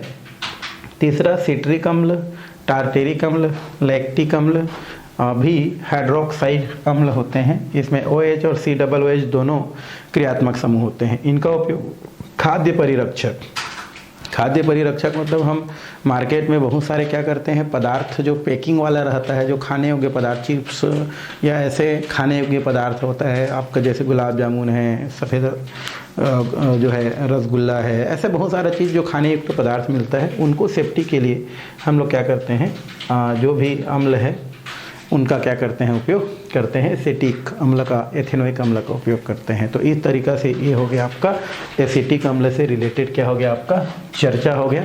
और यहाँ पर दिया है क्या होगा जब एथेनॉल एथेनोइक अम्ल के साथ क्रिया करेगा। तो भाई कोई दिक्कत थोड़ी नहीं है। एसीटिक अम्ल का फार्मूला क्या है, CH3 और COOH, है ना। और अभी तो जस्ट कराए थे, एथिल अल्कोहल का फार्मूला क्या होता है, इस प्रकार से ये हम लोग कर दिए अल्कोहल। तो जस्ट हमने किया था भाई, क्या निकल जाएगा यहाँ से H और यहाँ से आपका OH, तो क्या बनेगा CH3 COO और C2H5 भी लिख सकते हैं ना। ये अभी लिखे थे एथिल एसीटेट, एथिल एसीटेट क्या हो जाता है, प्राप्त हो जाता है। तो ये हमारा हो गया, अभी जस्ट पढ़े हैं। ठीक, ओके। फार्मिक अम्ल से मैग्नीशियम फार्मेट कैसे बनाएंगे, संतुलित रासायनिक समीकरण द्वारा इस रासायनिक अभिक्रिया को प्रदर्शित कीजिए। ठीक है, नाम लिख सकते हैं भाई ना, एसीटिक अम्ल का नाम अभी जैसे देखे थे, एसीटिक एसिड है ये, और इसका नाम क्या है, एथिल अल्कोहल। उल्टा लिखे हैं, जस्ट बोल रहे थे। ठीक है, चलिए दूसरा वाला को भी हम लोग देखते हैं क्या है उसको। ठीक, चलिए यहाँ पर क्या बोल रहा है, मैग्नीशियम फार्मेट कैसे हम क्या करेंगे, इसको बनाएंगे, किस प्रकार से इसको बनाते हैं। तो फार्मिक अम्ल से मैग्नीशियम फार्मेट कैसे बनाते हैं। ठीक है, फार्मिक अम्ल का फार्मूला क्या होता है हमारा, HCOOH, ये हमारा हो गया। और ये हमारा क्या हो जाएगा, HCOOH। इसका हम अगर बात करें, ठीक, तो यदि हम क्या करते हैं, फार्मिक अम्ल से मैग्नीशियम फार्मेट, मैग्नीशियम फार्मेट का फार्मूला होता है आपका, ये हो जाता है हमारा COO HCOO और ये क्या हो जाता है हमारा Mg। ये हमारा क्या होगा, आपका मैग्नीशियम फॉर्मेट होगा। तो किस प्रकार से बनेगा, कैसे बनेगा, उसको हमको क्या करना है भी देखना है। चलिए ये हमारा क्या ले लेते हैं, HCOO और ये ले लेते हैं H, इसकी मात्रा हम लोग लेते हैं 2 और हम ले क्या ले लेते हैं, मैग्नीशियम धातु ले लेते हैं। और इस धातु के साथ जब क्रिया कराते हैं तो ये जो मैग्नीशियम होता है वो डायरेक्ट इसमें जुड़ता है भाई, थोड़ी कुछ करना है। तो ये हो जाएगा HCOO और HCOO 2 बार है हमारा, क्योंकि ये प्लस वाला हो जाएगा और ये क्या हो जाएगा प्लस और ये क्या हो जाएगा माइनस। तो 2 बार है तो 2 बार लिख दिए और इसको हम लोग क्या लगा देते हैं Mg, यहाँ पर क्या लगा दिए Mg। इसको बोलते हैं मैग्नीशियम फॉर्मेट, है ना। Mg को क्या बोलते हैं, मैग्नीशियम फॉर्मेट भी बोलते हैं। आपके बुक में इस प्रकार से भी दिया जाता है, ये 2 लगा देते हैं और Mg लगा देते हैं, ठीक है। दोनों का मतलब यही होता है। मैग्नीशियम फॉर्मेट निकल गया, ये मैग्नीशियम फॉर्मेट, मैग्नीशियम बोलते हैं इसको फॉर्मेट, क्या बोलते हैं इसका नाम, मैग्नीशियम फॉर्मेट। और क्या निकल जाता है यहाँ से, हाइड्रोजन गैस निकल जाता है, क्योंकि 2 हाइड्रोजन है, 2 हाइड्रोजन यहाँ से निकल गया। तो इस तरीक़ा से आप रासायनिक समीकरण दे सकते हैं, बता सकते हैं, ठीक है। चलिए अब हम चलते हैं बहुलक के पास। किसके पास, बहुलक क्या है ये देखना है हमको। बहुलक किसे कहते हैं, ये क्वेश्चन आ सकता है। अंग्रेजी में पॉलीमर बोलते हैं, क्या बोलते हैं, पॉलीमर। पॉली का अर्थ होता है मैनी, मैनी, है ना। और मर का मतलब होता है पार्ट्स, क्या होता है, पार्ट्स। पार्ट्स मतलब भाग होता है। मैनी मतलब क्या होता है भाई, अधिक, है ना, एक से अधिक। और पार्ट्स का मतलब होता है भाग, मतलब ऐसा पदार्थ जो बहुत सारे भागों से मिलकर बना हो, बहुत सारे छोटे छोटे भागों से मिलकर बना हो, वही कहलाता है बहुलक या पॉलीमर। तो बहुलक का पहला क्या कहलाता है, परिभाषा यहाँ से आपको पूछता है। तो बहुलक क्या होता है, तो जब कम अणु भार वाले या सरल अणु आपस में क्या करते हैं, मिलते हैं और मिल करके जब अधिक अणु भार के या बड़े अणु का क्या करते हैं, निर्माण करते हैं, तो इसे हम क्या बोलते हैं, बहुलक कहते हैं। मतलब कम अणु भार के जो है, कम अणु भार के पदार्थ आपस में मिल करके जब जो है उच्च अणु भार के जब क्या बनाते हैं, हमारे बड़े अणु का क्या करते हैं, निर्माण करते हैं, तो उसे हम लोग क्या बोलते हैं, बहुलक कहते हैं। और ये जो प्रक्रिया है वो बहुलीकरण कहलाता है, ठीक है। या ऐसा नहीं बोलना चाहते हैं तो आप ये बोल सकते हैं कि जब एक से अधिक सरल अणु जब आपस में क्या हो जाते हैं, मिल जाते हैं और मिल करके जब एक बड़े अणु जिसका अणु भार ज़्यादा होता है का क्या करते हैं, निर्माण करते हैं, तो उसे हम क्या बोलते हैं, बहुलक कहते हैं, ठीक है, या बहुलक कहा जाता है। तो जैसे भी है आपके जैसे बुक में अगर लिखा है उसके अनुसार लिखेंगे तो लिख सकते हैं, है ना। कम अणु भार के, कम अणु भार के अणु, कम अणु भार के अणु आपस में मिलकर जब उच्च अणु भार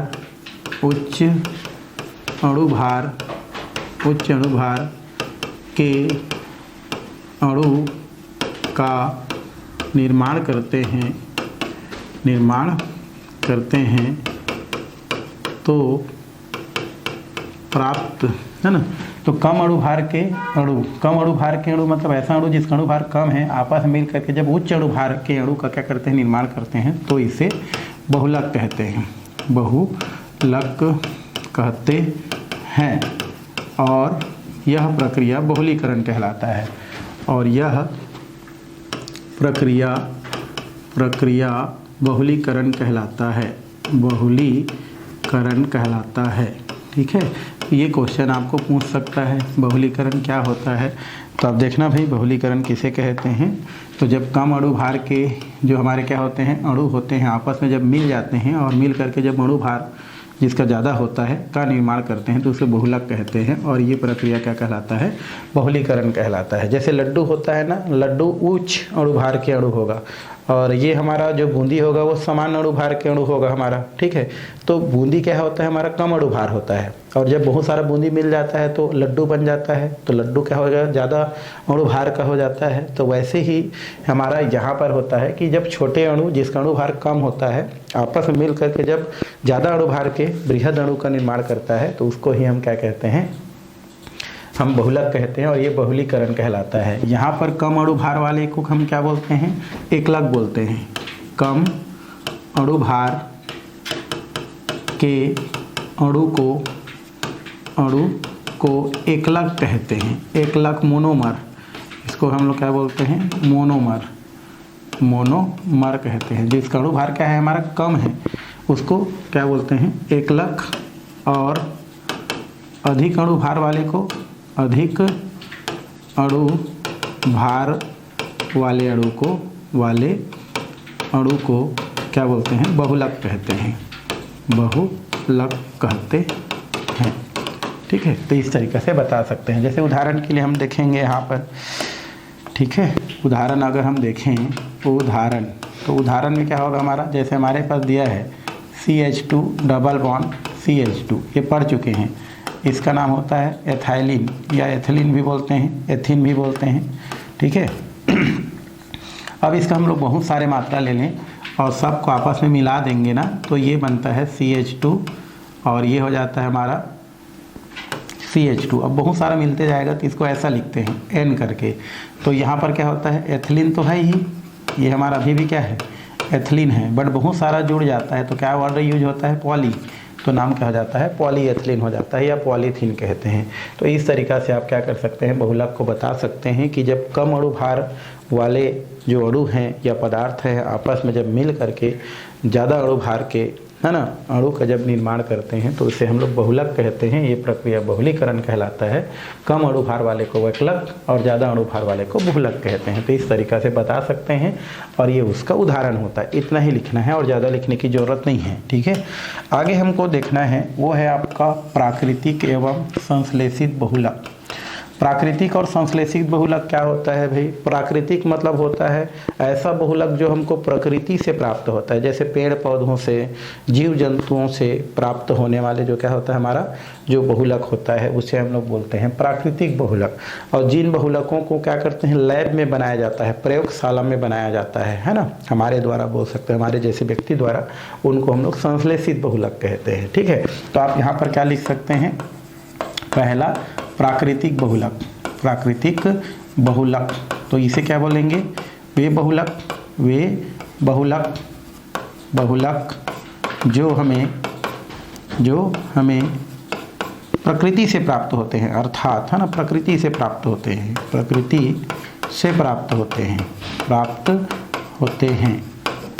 है ना, अर्थात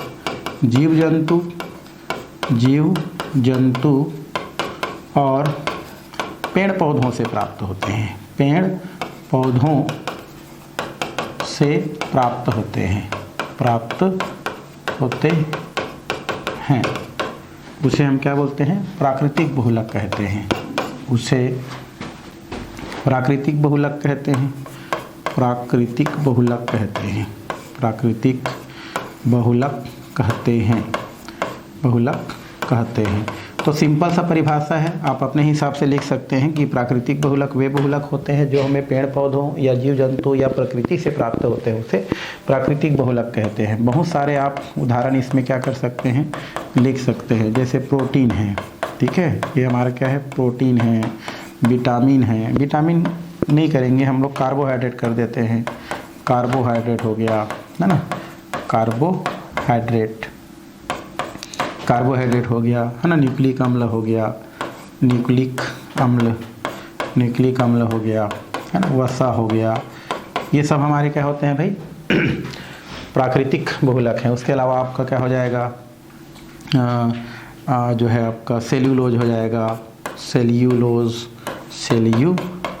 हो गया, स्टार्च हो गया।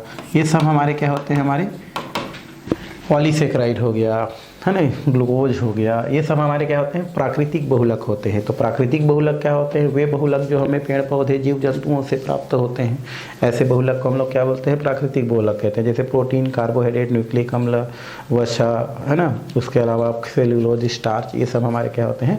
प्राकृतिक बहुलक होते हैं। कृत्रिम बहुलक क्या होता है हमारा भाई? कृत्रिम बहुलक का, कृत्रिम या इसी को हम क्या बोलते हैं? संश्लेषित बहुलक, है ना, संश्लेषित बहुलक। संश्लेषित बहुलक क्या है? संश्लेषित बहुलक का मतलब होता है वह बहुलक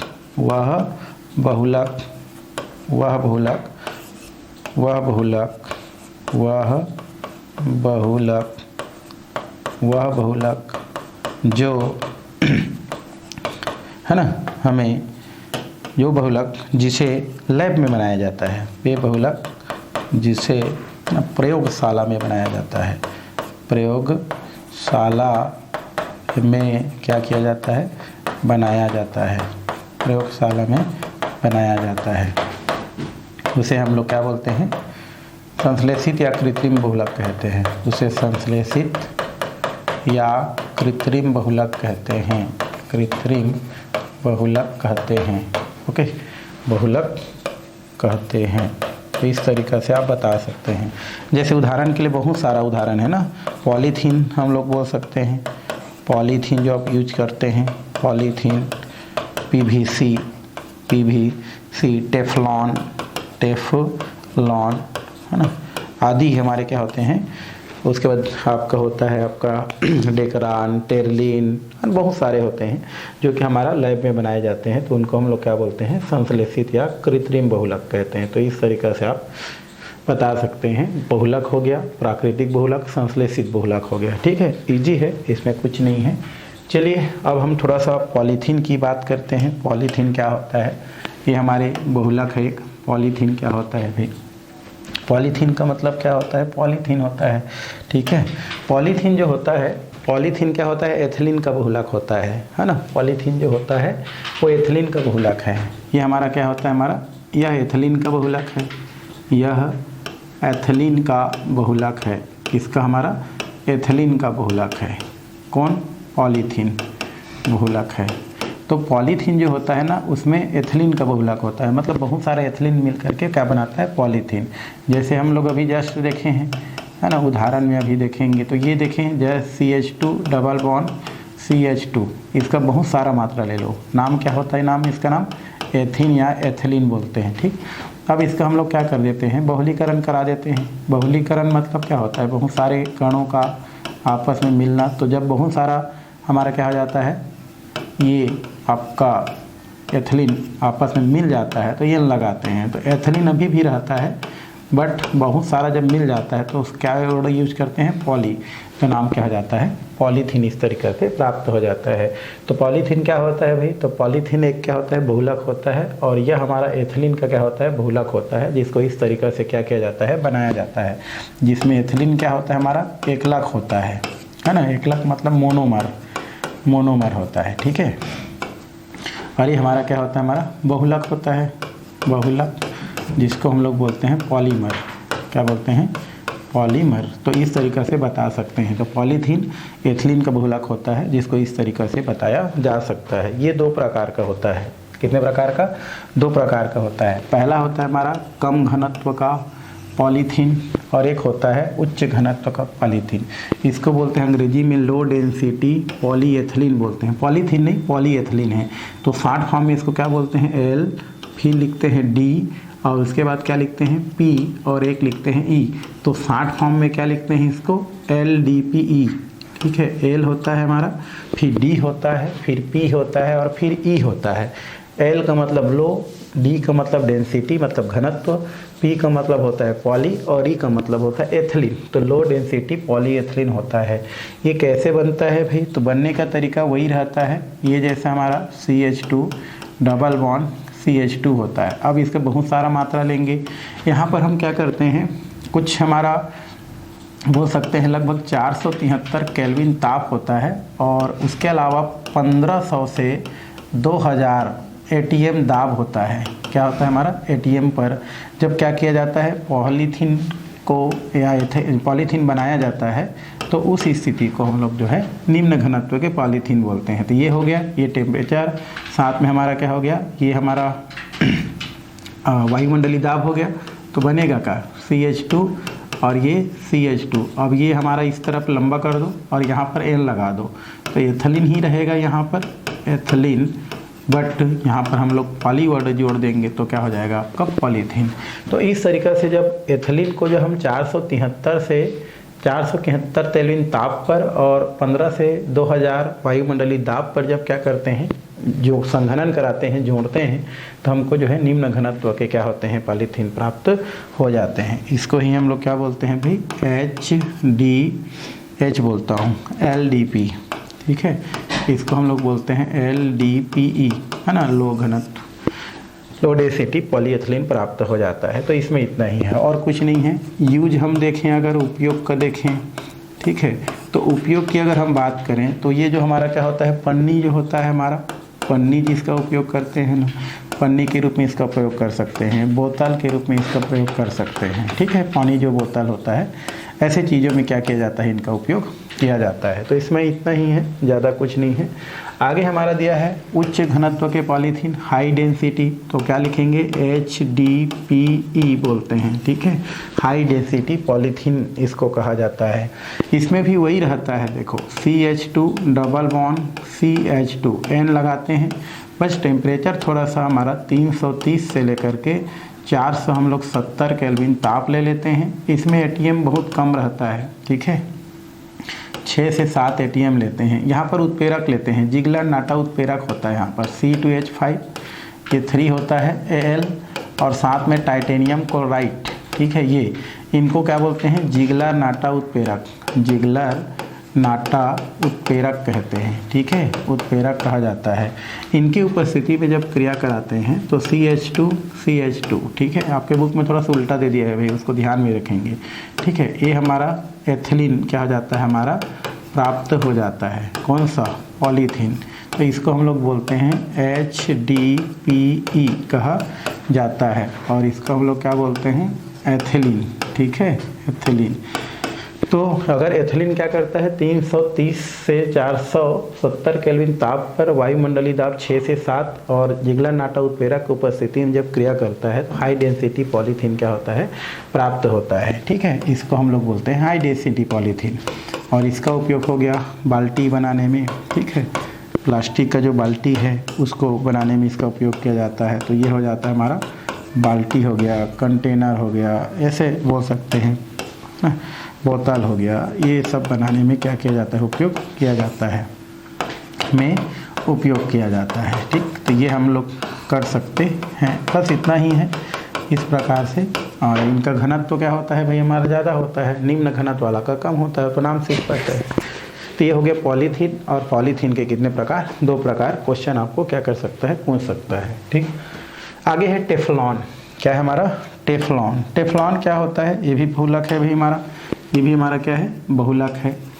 ये जो टेफ्लॉन होता है, ज़्यादातर इसका उपयोग जो नॉन स्टिक जो बर्तन होता है ना, जिसमें चिपकता नहीं है खाना, वो बनाने में इसका क्या किया जाता है, उपयोग किया जाता है। और भी कंटेनर, बाल्टी और भी बहुत सारा चीज़ क्या करते हैं, बनाते हैं। तो ये कैसे बनता है, तो टेफ्लॉन को बनाने के लिए हम क्या लिखते हैं, कार्बन टेट्रा, है ना, यहाँ पर एथिलीन लेते हैं, टेट्राफ्लोरो एथिलीन बोलते हैं इसको, है ना। ये 2 होता है तो 4 होता है, तो क्या बोलते हैं इसको, टेट्रा। 2 फ्लोरीन 4 हो गए तो टेट्रा फ्लोरो, है ना, फ्लोरो एथिलीन बोलते हैं। पहले जैसा ही है, एथिलीन, टेट्रा फ्लोरो एथिलीन। सामने में कितना रखेंगे, 1 रखेंगे, उच्च दाब रख देंगे, उच्च दाब रखेंगे, और साथ में उत्प्रेरक रख देंगे, ठीक है। तो यहाँ से क्या बनेगा, ये बन जाएगा आपका CF2। इसमें ज़्यादा कुछ नहीं रहता है भाई, CF2 और सिंगल बॉन्ड हो जाएगा, CF2 ही हो जाएगा ये। और यहाँ पर क्या लगा देंगे, N। यही क्या कहलाएगा हमारा, टेफ्लॉन। टेफ्लॉन कहलाता है, ठीक है। ये टेफ्लॉन बन गया, किससे, टेट्राफ्लोरो एथिलीन से हमको टेफ्लॉन बन जाता है। आप तो यार लिख सकते हैं हमारा पॉली टेट्राफ्लोरो एथिलीन, ऐसा भी आप क्या कर सकते हैं, लिख सकते हैं। तो जब हम क्या करते हैं, टेट्राफ्लोरो एथिलीन का उच्च दाब और उत्प्रेरक की उपस्थिति में संघनन कराते हैं, बहुलीकरण कराते हैं, तो टेफ्लॉन क्या प्राप्त होता है। बस इसमें इतना ही है और कुछ नहीं है। और उपयोग अगर हम बात करें, उपयोग की अगर हम बात करें तो नॉन स्टिक जो बर्तन है बनाने में प्रयोग किया जाता है। नॉन स्टिक क्या होता है, हमारा जो बर्तन होता है, बर्तन बनाने में इसका उपयोग किया जाता है, ठीक है। और उसके अलावा और भी हमारा कंटेनर, बाल्टी बनाने में इसका प्रयोग किया जाता है। कंटेनर, बाल्टी, बाल्टी आदि बनाने में प्रयोग किया जाता है, बाल्टी आदि बनाने में प्रयोग किया जाता है, आदि बनाने में, है ना। और भी आपके बुक में दिया है, आप चाहेंगे तो उसको देख सकते हैं भाई। तो ये हमारा टेफ्लॉन हो गया, में नॉन स्टिक बर्तन होता है, ठीक, इसमें कुछ नहीं करना है, इतना ही है। चलिए आगे की ओर हम लोग चलते हैं। पॉलीविनाइल क्लोराइड, पॉलीविनाइल क्लोराइड ये हमको देखना है। पॉलीविनाइल क्लोराइड क्या होता है भाई? पीवीसी बोलते हैं शॉर्ट फॉर्म में, पीवीसी। पी का मतलब होता है पॉली, भी का मतलब होता है विनाइल, और सी का मतलब होता है क्लोराइड। कभी कभी फुल फॉर्म भी पूछ देता है, ठीक है। इसमें कुछ नहीं है। विनाइल किसको बोलते हैं? तो ये हो जाता है CH2 डबल बॉन्ड CH, और ये होता है Cl। इसी को हम लोग क्या बोलते हैं? विनाइल क्लोराइड, विनाइल क्लोराइड कहा जाता है, ठीक है। अब ये जो विनाइल क्लोराइड होता है, इसका हम लोग बहुत सारा मात्रा लेंगे। इसमें ऐसा ही रहता है, ज़्यादा कुछ नहीं रहता है।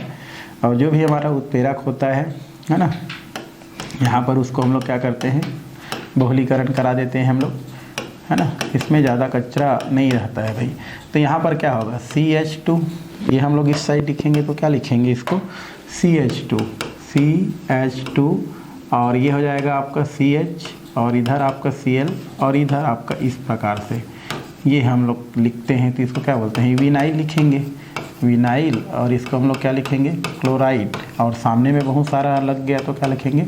Polyvinyl chloride. तो इसलिए शॉर्ट फॉर्म में क्या बोलते हैं? P, फिर V और C। इस तरीक़ा से पॉलीविनाइल क्लोराइड प्राप्त होता है। तो ये विनाइल क्लोराइड होता है जिसका बहुत सारा मात्रा लेते हैं, बहुलीकरण करते हैं, तो पॉलीविनाइल क्लोराइड क्या हो जाता है? प्राप्त हो जाता है, ठीक है। उपयोग, है ना, इसका उपयोग हम लोग बोल सकते हैं रेन कोट हो गया, है ना, रेन कोट हो गया। छतरी का जो हमारा छतरी जो होता है ना, छतरी, छाता जो होता है ना, ये हो गया रेन कोट, छतरी, छतरी में, है ना। और भी बहुत सारे प्लास्टिक के बर्तन बनाने में, बोतल, और भी बहुत सारी चीज़ बनाने में इसका क्या किया जाता है? उपयोग किया जाता है। तो उपयोग आप और भी क्या कर सकते हैं? देख सकते हैं। फिलहाल ये बनाने की विधि हो गया, रेन कोट, छतरी, बरसाती बोल सकते हैं, बरसाती, बरसाती, बरसाती, है ना। वस्तु बनाने में बोल सकते हैं, वस्तु बनाने में क्या किया जाता है? इसका उपयोग किया जाता है। बाकी और उपयोग आप क्या कर सकते हैं? बुक से देख सकते हैं। तो ये हो गया पॉलीविनाइल क्लोराइड। तो इसमें और कुछ नहीं रखा है भाई, इतना ही है। आगे है पॉलीथीन का पर्यावरण पर प्रभाव। पॉलीथीन पर पर्यावरण का अगर हम प्रभाव की बात करें तो जो पॉलीथीन है इसका पर्यावरण पर प्रभाव पड़ता है भाई। आप जानते हैं पहले क्या होता था, अधिकतर जो भी गांव में लकड़ी से बना जो क्या था हमारा चीज़ों का उपयोग किया जाता था। किससे बना? लकड़ी से बना। लकड़ी का जो बना हमारा क्या था, जो भी वस्तु था, लकड़ी से बना वस्तु का उपयोग किया जाता था। और ये जो लकड़ी का बना वस्तु था उसका उपयोग करते थे, है ना, या बहुत सारे लकड़ी से चीज़ों से बना चीज़ों का क्या करते थे? उपयोग करते थे। जिसका ख़राब हो जाने पर उसको अगर फेंक दिया जाता था तो कुछ दिनों के बाद क्या कर दिया जाता था? उनको प्रकृति में उपस्थित जो जीवाणु हैं छोटे छोटे, उनको सड़ा करके सरल पदार्थों में विघटित कर दिया जाता था। क्योंकि ऐसे स्थिति में पेड़ पौधे क्या हो रहे थे? ज़्यादा कट रहे थे, है ना, जिससे आपका कई प्रकार की समस्या आ रही थी कि पेड़ पौधे ज़्यादा कट रहे हैं। इसलिए फिर पॉलीथीन का विकास किया गया। पॉलीथीन का विकास अच्छा था। पॉलीथीन के विकास से आपका जो भी लकड़ी जो कट रहा था, पेड़ पौधे जो कट रहे थे, वो तो बंद हो गया। लेकिन पॉलीथीन का जो उपयोग है वो हमारा जो है काम को तो आसान कर दिया, लेकिन उससे कई प्रकार की समस्या हमको जो है आने लगा। क्योंकि प्लास्टिक ऐसा क्या होता है, हमारा पदार्थ होता है जो कि क्या अगर प्रकृति में क्या कर दिया जाए, अगर यूज करके छोड़ दिया जाए, फेंक दिया जाए, तो उसमें प्राकृतिक जो कारक हैं, जीवाणु विषाणु जो भी हैं, है ना, उनको जो है विघटित नहीं कर पाते हैं। उनके अंदर जो हमारा क्या होता है रासायनिक पदार्थ इस प्रकार से आपस में जुड़े रहते हैं कि उनका कृत्रिम रूप से, प्राकृतिक रूप से जो है किण्वन नहीं होता है। अगर कोई उसको गाय खा ले या कहीं अगर छोड़ देते हैं तो वैसा को वैसा क्या रहता है, वो पड़ा रहता है, जो कि जो भी पर्यावरण होता है उस पर्यावरण के लिए क्या होता है, हानिकारक प्रभाव डालता है। अगर कोई गाय खा लेता है तो वो पेट में वैसा ही रहता है, जिससे उसकी डेथ हो सकता है, मर सकता है। और ऐसे छोड़ दिया जाए, अगर क्या कर दिया जाए वातावरण में, तो वैसा को वैसा सालों के साल क्या रहता है, वो बना रहता है। तो इस वजह से वो हम देखते हैं कि वो क्या करता है, आपका जो है प्राकृतिक जो भी पर्यावरण होता है उसके लिए क्या होता है आपका हानिकारक होता है। लेकिन आजकल इसका एक बोल सकते हैं उपयोग करने का प्रयास किया जा रहा है ताकि हम प्लास्टिक को क्या कर सकें, जो है दूसरे रूप में परिणित करके उसका उपयोग कर सकें। आजकल ऐसा जो है प्रयोग से ये कर रहा है कि सड़क बनाने में क्या किया जा सकता है, उसका उपयोग किया जा सकता है, ऐसा प्रयास चल रहा है। लेकिन ऐसा देखा जाए तो ये जो पॉलीथीन है वो क्या होता है, अभी फिलहाल प्राकृतिक जो भी आपका पर्यावरण है उसके लिए क्या होता है हानिकारक जो है प्रभाव डालता है ना। और इसीलिए कई जगह आप देख रहे हैं कि पॉलीथीन क्या कर दिया जा रहा है, बैन कर दिया जा रहा है। जो भी कागज़ की वस्तु हैं उसका प्रयोग किया जा रहा है, क्योंकि पॉलीथीन विघटित न होने के कारण क्या होता है पर्यावरण के लिए हानिकारक होता है। तो यहाँ से आपको कुछ शब्दों में अपने शब्दों में लिखने के लिए आपको पूछ सकता है, तो आप भी इस प्रकार से क्या कर सकते हैं, लिख सकते हैं, बता सकते हैं, ठीक है। और इस प्रकार से ये लेसन आपका क्या होता है समाप्त होता है, ठीक। कुछ क्वेश्चन हमारा दिया गया है, क्वेश्चन को हम थोड़ा समझते हैं। बहुलीकरण तो मैं जस्ट बताया अभी। बहुलीकरण किसे कहते हैं भाई, तो बहुलीकरण मतलब क्या होता है कि जब कम अणु भार वाले जो भी अणु हैं मिल करके जब ज़्यादा अणु भार वाले अणु का निर्माण करते हैं तो बना हुआ अणु बहुलक कहलाता है। ये प्रक्रिया बहुलीकरण कहलाता है। तो ये हम जस्ट पढ़े हैं, है ना, लिखे हैं, उसको आप देख सकते हैं। प्रश्न नंबर 2 की हम बात करें तो जो पॉलीथीन को जलाकर नष्ट क्यों नहीं किया जा सकता है भाई, तो पॉलीथीन को अगर हम जलाते हैं तो वो जो है आपका किसी दूसरे रूप में क्या हो जाते हैं, परिवर्तित हो जाते हैं, क्योंकि उनके बीच में जो पाए जाने वाला बंध होता है उतना क्या होता है आपका ये रहता है कि वो फिर से क्या होता है पिघलने के बाद क्या होता है, लगता है कि कुछ दूसरे पदार्थ में परिवर्तित हो रहा है। लेकिन फिर से जब वो क्या हो जाता है ठंडा हो जाता है, तो ठंडा हो जाने से क्या हो जाता है वो फिर से उसी अवस्था में या वैसे ही एक कड़ा रूप में क्या हो जाता है प्राप्त हो जाता है। तो इसको भी आप अपने वर्डों में ऐसे ही लिख सकते हैं, ठीक है। निम्नलिखित पदार्थ किस बहुलक से बने हैं ये आपका दिया गया है हमारा, जैसे मडगार्ड हो गया, पन्नी हो गया, केबल तार की कोडिंग हो गया, बाल्टी हो गया। तो ये हमारा क्या होते हैं पॉलीथीन होते हैं भाई, इसमें कुछ नहीं है। तो निम्नलिखित पदार्थ किस बहुलक से बनते हैं, ठीक है। तो पॉलीथीन, क्योंकि केबल तार में पॉलीथीन होता है, बाल्टी पॉलीथीन का, पन्नी पॉलीथीन का, तो ये क्या होगा पॉलीथीन होगा, इसमें क्या होगा पॉलीथीन होगा, ठीक है। इसमें कुछ नहीं है। सही यहाँ पर दिया है, विकल्प चुन कर लिखिए। ये क्वेश्चन आपको दिया गया है, यहाँ से क्वेश्चन आपको फंस सकता है। एथेनॉल है ना, बेंजम 5% में जब 5% जल मिला होता है तो इसे हम क्या बोलते हैं, तो इसको परिशोधित स्प्रिट बोलते हैं। मैं आपको बताया था 5% एथिल अल्कोहल को परिशोधित स्प्रिट कहते हैं, है ना, ये हम लोग पढ़े हैं, तो ये आप कर सकते हैं। उसके बाद क्या बोल रहा है, पैकिंग हो गया, गैस्केट बनता है आपका क्या होता है कम घनत्व के पॉलीथीन हो गया, उच्च घनत्व के पॉलीथीन हो गया, टेफ्लॉन हो गया, ठीक है। ये टेफ्लॉन बोलते हैं हम लोग, ये क्या होता है हमारा टेफ्लॉन होता है, जिससे आपका क्या होता है गैस्केट वेस्केट क्या होता है हमारा बनता है। तो ये टेफ्लॉन में होता है भाई, किस में होता है टेफ्लॉन। तो ये आप उपयोग में देख सकते हैं। आगे क्या होता है हमारा, यदि एथेनोइक अम्ल में सोडियम कार्बोनेट डाला जाए तो तीव्र बुदबुदाहट के साथ कौन सा गैस निकलता है। यहाँ से आपका कार्बन डाइऑक्साइड गैस निकलता है। कौन सा गैस, कार्बन डाइऑक्साइड गैस क्या होता है प्राप्त होता है। आपने देखा भी है कि यहाँ सोडियम कार्बोनेट के साथ एथेनोइक अम्ल को जब हम क्रिया करा रहे थे तो कार्बन डाइऑक्साइड निकलता है। एसिटिक अम्ल का आईपीसी नाम क्या होता है भाई, ये अभी जस्ट पढ़े हैं, एथेनोइक अम्ल बोलते हैं एसिटिक अम्ल को। एसिटिक अम्ल क्या होता है CH3COOH को एसिटिक अम्ल बोलते हैं, जिसका आईपीसी नाम क्या होता है एथेनोइक अम्ल होता है। तो इस तरीके से इसको आप बता सकते हैं, ठीक है। और क्या होता है जब एथेनॉल सोडियम से क्रिया करता है, जस्ट हम लोग पढ़े हैं भाई, एथेनॉल क्या होता है हमारा CH3CH2 और OH होता है, और सोडियम का फार्मूला Na होता है, ठीक है। तो इसका 2 मात्रा, इसका 2 मात्रा लिए थे हम लोग, यहाँ से प्लस निकल गया था, सोडियम जाके जुड़ गया था CH3CH2, और ये हमारा क्या हो जाता है आपका ONA 2 मात्रा, और हाइड्रोजन गैस हमने क्या किया था, इसको प्रवाहित किया था। एथेनोइक अम्ल सोडियम से क्रिया करके क्या बनाता है भाई, तो CH3COOH हो जाता है। फिर यहाँ पर हम क्या करेंगे, 2 सोडियम लेंगे, पहले जैसा ही है CH3COO, और ये हो जाता है Na, सामने में 2 लगाते हैं, हाइड्रोजन गैस मुक्त कर देते हैं। ये सब हम जस्ट अभी देखे हैं, करने की ज़्यादा ज़रूरत नहीं है, ठीक। यहाँ पर निम्नलिखित रासायनिक समीकरण को पूर्ण न कीजिए बोल रहा है। क्या कीजिए आप, पूर्ण कीजिए, सही है गलत है ना, या कुछ दिया है या नहीं दिया गया है, तो ज़्यादा इसमें नहीं है भाई, ठीक है। पहला देखो, अगर उत्तर में आप देखेंगे तो यहाँ पर क्या दिया है हमारा C2H5 और COOH ये दिया गया है, क्वेश्चन मार्क दिया गया है। कुछ नहीं करना है आपको, मैग्नीशियम लेना है। क्या लेना है? मैग्नीशियम लेना है, कुछ नहीं है, ठीक है। ये आपका बन गया, तो यहाँ पर मैग्नीशियम ले ले। क्या बनेगा हमारा ये C2H5 COOH, H नहीं होगा यहाँ से, OH रॉन्ग है हमारा, ठीक है, H नहीं होगा भाई। ये हो जाएगा आपका C2H5